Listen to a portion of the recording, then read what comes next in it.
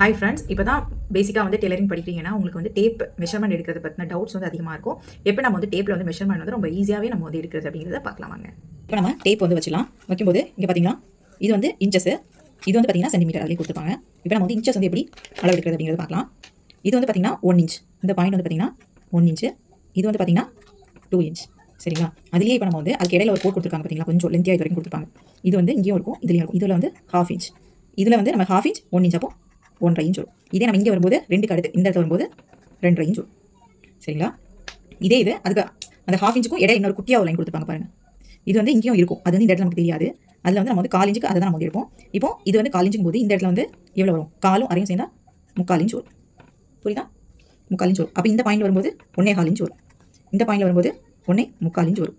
இந்த மாதிரி தான் நம்ம வந்து எடுத்துக்கணும். சரிங்களா? 1/4 inch, 1/2 inch, 3/4 inch, 1 inch, 1.25 inch, 1.5 inch, 1.25 inch, 2 inch. அந்த மாதிரி 1/4 இன்ச் நமக்கு வந்து எக்ஸ்ட்ரா ஆட் பண்ணி வர மாதிரி இருக்கும்.